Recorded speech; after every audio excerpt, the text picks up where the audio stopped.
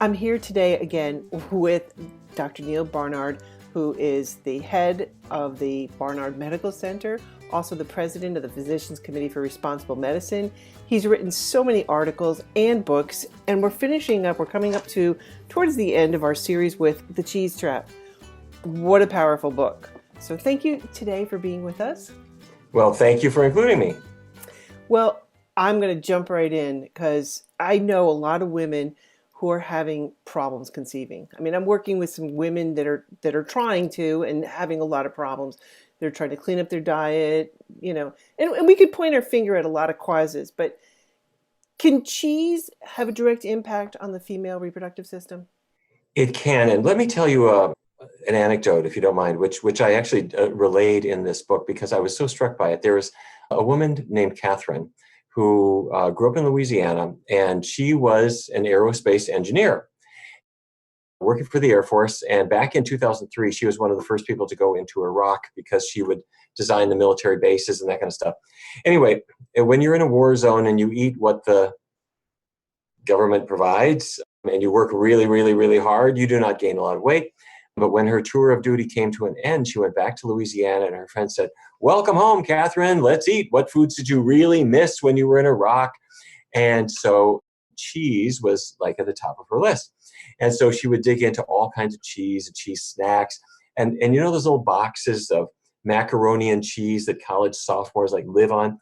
Right. She loved those. She loved those. And a friend gave her a case of 48 boxes of Okay. macaroni and cheese. And she actually ate them for 48 days straight.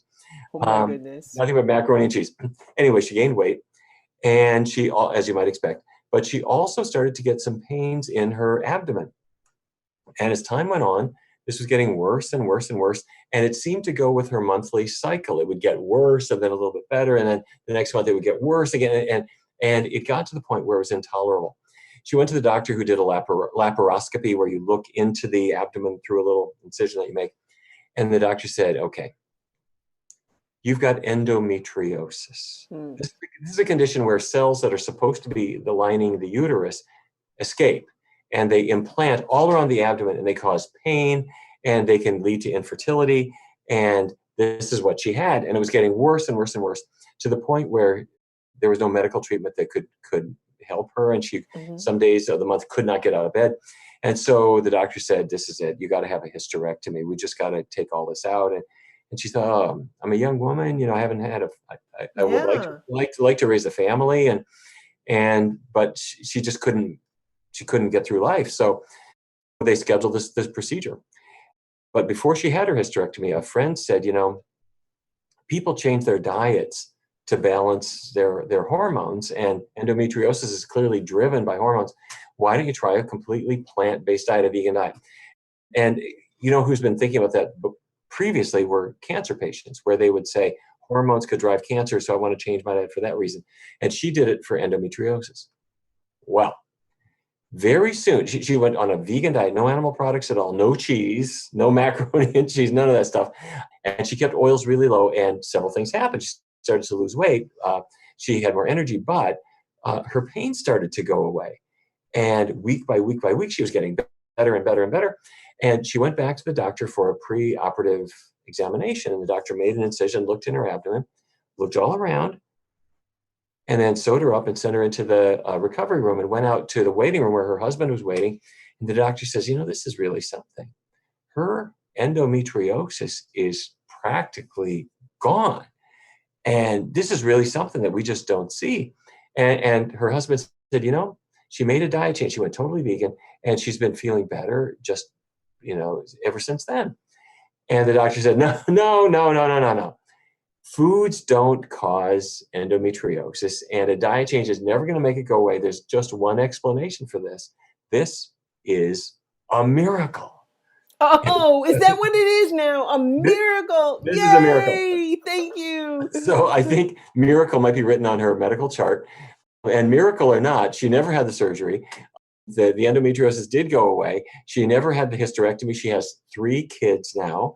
Anyway, she's a real person. She contacted me a number of years ago, and she joined our team here at PCRM as what we call a food for life instructor. She lives in Dallas, And she spends all her time teaching other women how you can get a handle on some things that up until now were treated with surgery and treated with drugs and treated with hormonal, all kinds of things, that foods are sometimes more powerful than you can imagine. So you asked, forgive me for this long-winded answer, Gene, but you're asking about, can foods affect hormones? The answer is dramatically so, and they can affect all the conditions that hormones will play a role in. Wow.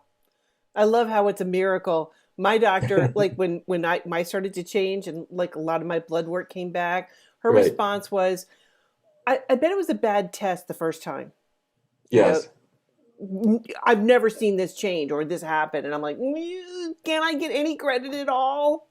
Yeah. Well, that's because the doctor never had a patient like you who made the changes that you made.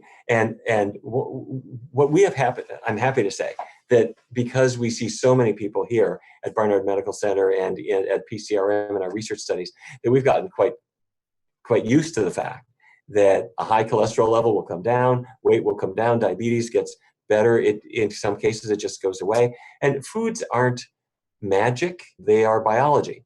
And you put it to work, and it will work for you. And like medicines, they don't necessarily work for everybody. But on the other hand, you don't want to miss it. You want to put the power of food to work, and all the side effects are healthy ones. Absolutely. So we've got all these baby boomers coming up that are coming into menopause. Women are often given Premarin, which, is a hormone prescription for hot flashes and other menopausal symptoms. Right. First of all, would you explain where this comes from, number one, and what are some of the issues with using this? Okay, where does it come from? I was afraid you were going to ask that. Mm-hmm. All right, let's talk about that. Premarin is actually the words pregnant mare's urine squished together to the brand name Premarin. And it's a rather unsavory business where horses are chained up and there is a bag that's put under them, and when they're urinating, instead of going on the ground, it's collected in this bag and it's sold. And am I saying that Premarin comes from pregnant mare's urine? Yes, that is what I'm saying. And so it's distilled down, the estrogen is extracted, and what a woman is swallowing when she swallows Premarin is it's the estrogen that was in a pregnant mare's urine. It's a creepy thing to think about, but it's also an unsavory thing when you look into what actually happens to the animals who are used as drug producing machines. I got to tell you, the animals never get the good end of the stick. Wow. Well, what are some of the issues with using this? Well, a number of years ago, people imagined, well, this is going to be great for you. These postmenopausal hormones, the hormone quote unquote replacement therapy, is going to keep you young, and it might prevent Alzheimer's disease, and maybe it'll be good for your heart and so forth. And some of the early studies seem to suggest that maybe it really is good for the heart, whatever.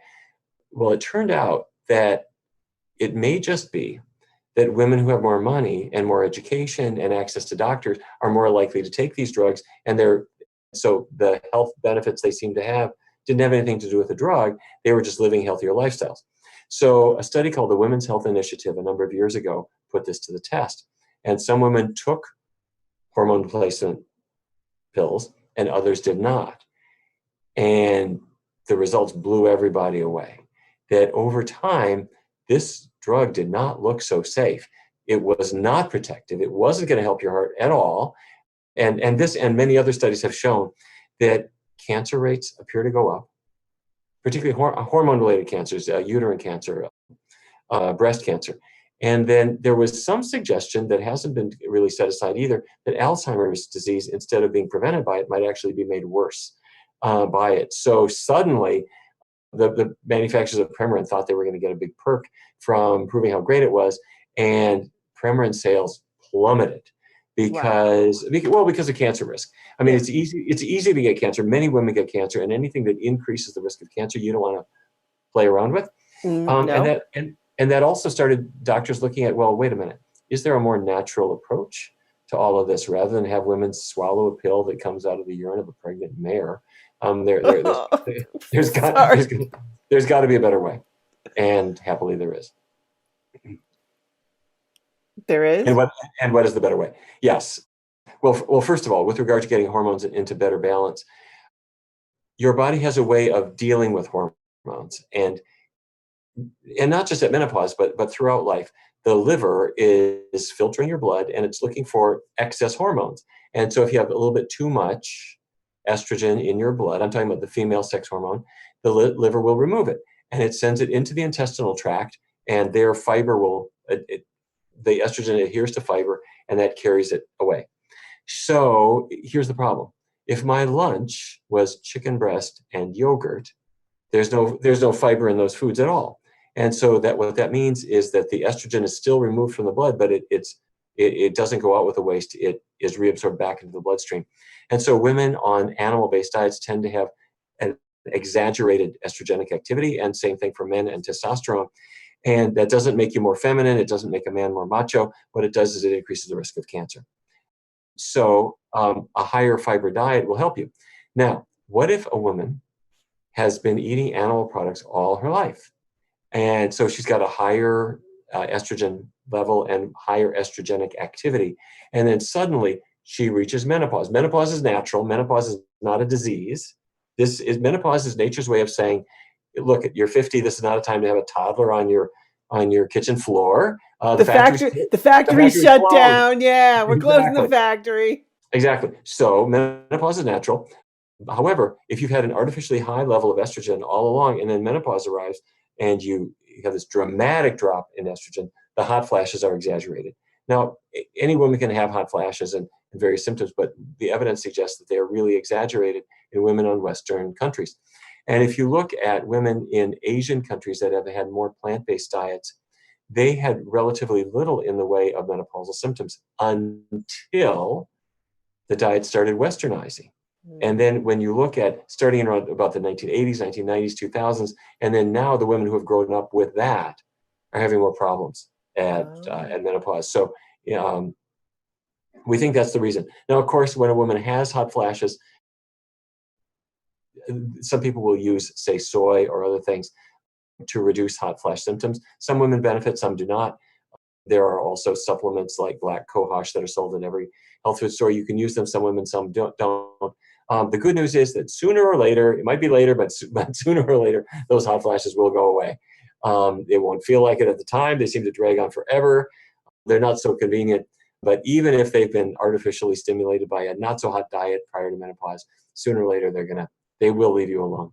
Okay. Well, we talked a little bit about cancer. How do dairy products affect hormone functions, either directly or indirectly? Well, the first thing is that there actually are estrogens in dairy products. So we've been talking about the effect of fiber and so forth, but let's just talk about the milk itself. Mm. Milk comes out of a cow. Cows don't make milk forever. They only make milk because they were pregnant, and then eventually it's going to stop. So the farmer arranges to have the cow impregnated every single year. And so a pregnant cow makes a lot of milk, but also makes a lot of estrogen. And there are different forms, estradiol, estriol, and others. They get into the blood, and then from the blood they pass into the milk. And at the beginning of the gestation, there's not very much. But a cow's pregnancy is about 9 months, fairly similar to human. And as they reach term, the amount of estrogen is much, much higher. And you could take a pail of milk from a cow, send it to a lab, and you know how far along in pregnancy they are. There's enough. Well, is that corrected at all within the milk industry? Corrected. No, it's accentuated. They make it worse. And the way they make it worse is they take the milk and they turn it into cheese. Wow. When you turn milk into cheese, what are you doing? You're getting rid of the water. You're getting rid of the lactose. You're concentrating the fat. The hormones go with the fat. Now let me be clear. There's not a lot of hormones. It's not a lot. It's only a trace. And so we would have thought it's got to be innocuous. However, researchers in Rochester, New York showed that men who had the most cheese in their diet had the lowest sperm counts. And then researchers in California showed that women previously treated for breast cancer, those who consumed the most high-fat dairy, that's cheese, butter, whole milk, the women previously treated for breast cancer who had the most high-fat dairy had a 49% higher risk of dying of their cancer. compared to the other women. So yes, you're getting a dose of hormones in milk. It's accentuated in cheese. I am quite prepared to believe that the amount is very small, but your body has already got all the hormones that you're supposed to have. So it's And so, accumulating. well, what I mean is nature is in a certain balance, and if you're adding more hormones bit by bit, it's like having a glass that's already full, and you can just add another dropper of water here and there. It's spilling out. So you don't need any more hormones at all. And if you're eating cheese, you are eating hormones every day. And some people have a lot of it, and we believe that it may well be enough to cause hormone-related problems in both men and women. So if these estrogens are in milk, why am I not seeing it like on the label? Why isn't it included to say in this batch we have 27% or whatever the number would be? Why isn't it on the label? Because nobody would buy it. If they told you what's really in it, you wouldn't buy it. I mean, there's a lot of other things in milk too. There's white blood cells, there's pus in it. There's sometimes various drugs that the cow might have had. And of course, they're trying to screen all that out, but then it's not particularly perfect. And in fact, by law, there's certain things they cannot tell you. Bovine growth hormone, or it's also called bovine somatotropin. This is a growth hormone injected into cows to cause them to produce more and more and more milk, and it does. But if, let's say I'm a farmer, and I want to reassure the public that I don't use it, the law will not, in many states, will not allow you to say it's hormone free. And there's two reasons for that. The first reason is that the farmers who do use it don't want to be differentiated. And the second reason is that it's actually never true that milk is hormone free. Even if you don't inject it, milk always has hormones. So you can't label milk hormone free even if you don't use the injections, because the cow is busily putting the hormones in herself. Well, why do they use that growth hormone? I mean, the reason that, and first of all, I'm not suggesting this, but the reason that they use it is that a cow reaches maximal milk production at a certain phase of lactation. And then it starts slacking off. And just the cells in the udder making milk are less active than they were before. Well, some creative scientists at Monsanto found out that if you inject the cow with growth hormone, those cells stay active longer. And you get a lot more milk. And you get instead of a normal sized udder, you get a big udder. And so you do get you get more milk. Does that cause like issues for the animal, like infections or? Yes. Yeah. Oh, yes, it does. Cows are subject to mastitis, which is an inflammation of the udder, and that can happen anytime with a dairy cow. However, if you make that udder grow extra large and you're just driving the system into something that is totally and completely unnatural, the infections are much more likely to occur. The inflammatory process is much more likely to occur, and then the pus gets in the milk, and then you're not supposed to sell it, and of course you got to give the cow antibiotics, and you don't want the antibiotics to be sold. And there are rules about all that, but it has been just a real nightmare for consumers, not to mention the people who are trying to regulate this. Wow. So it's bad for the cow, but it's bad for the consumer too. Yeah. Well, I know we've touched a little bit about cancer, but why is it that people whose diets are based upon animal products tend to have higher rates for some cancers? Several reasons.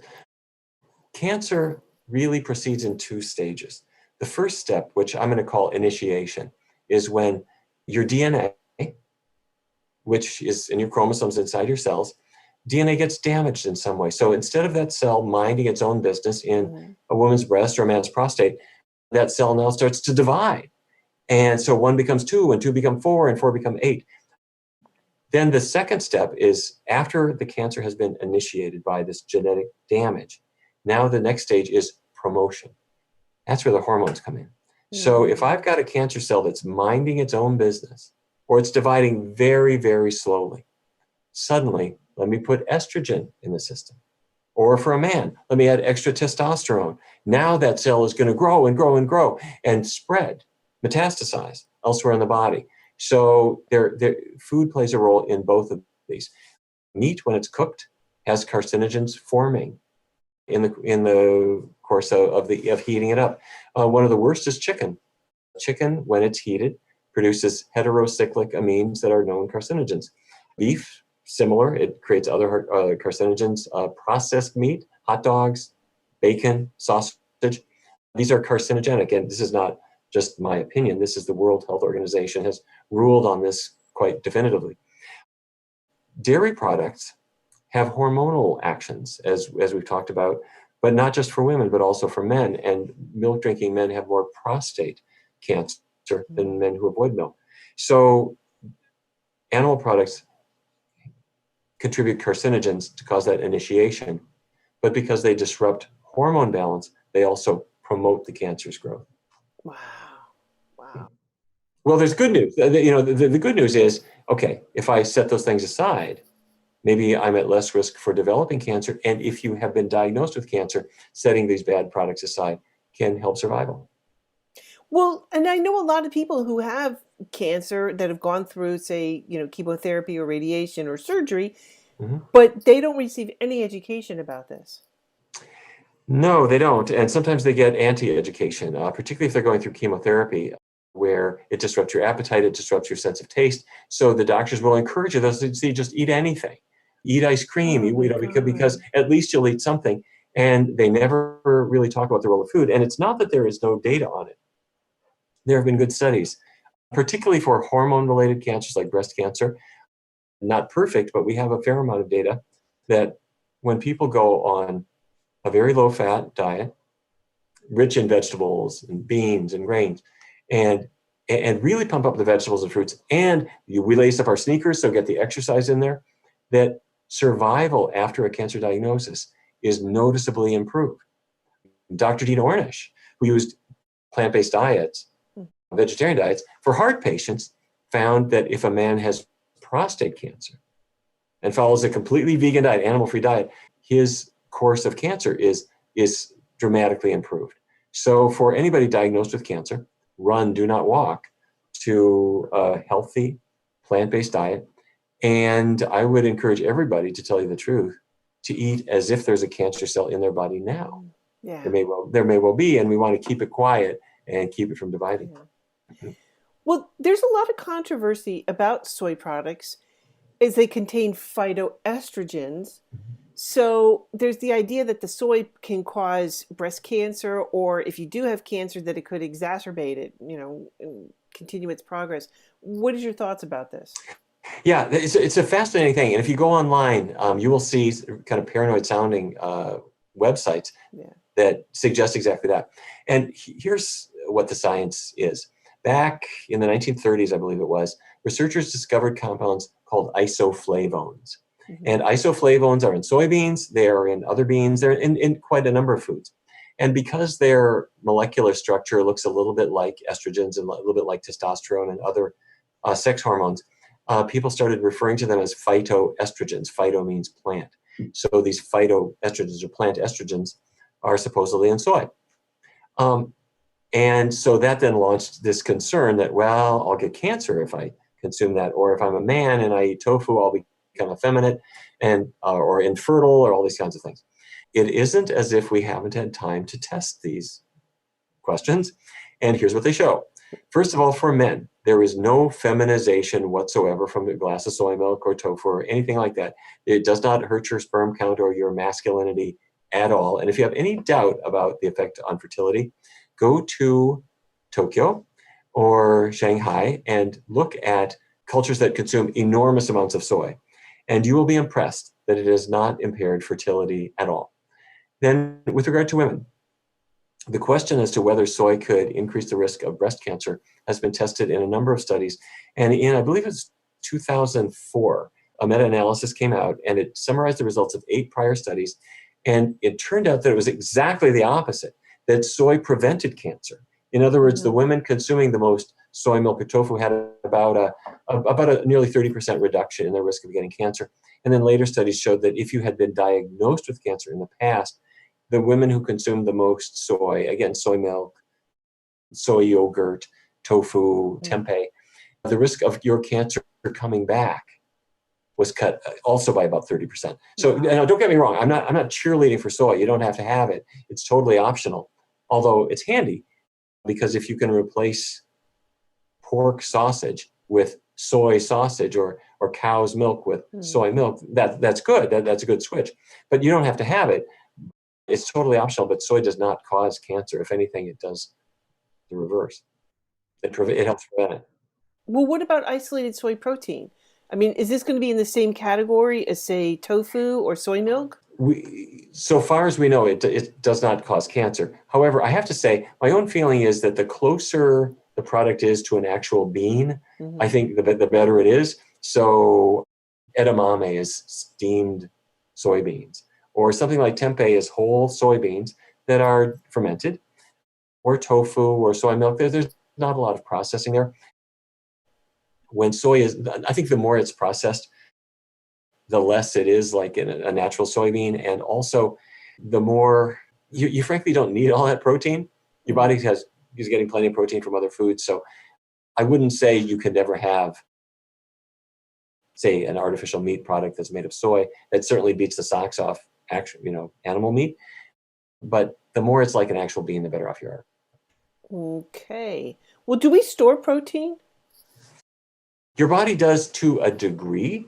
And so you don't actually have to, this is part of why, you don't have to have protein minute by minute by minute. Your body can store protein in certain ways. But that said, you do need a certain amount of protein.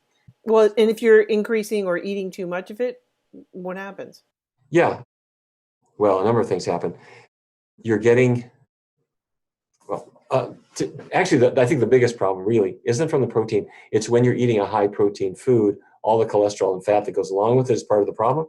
But the protein itself has been under study, and this research is really not done, but you probably have heard Colin Campbell's amazing work from the China study, where his big concern wasn't so much the fat in the burger that was now introduced into China.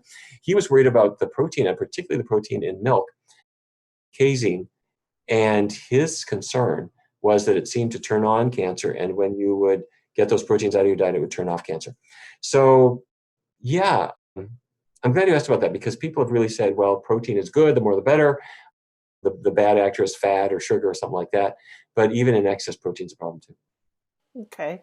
Well, I know you talked a little bit about dairy products and men. So what's the relationship between the prostate cancer, and dairy products or cheese? A couple of things.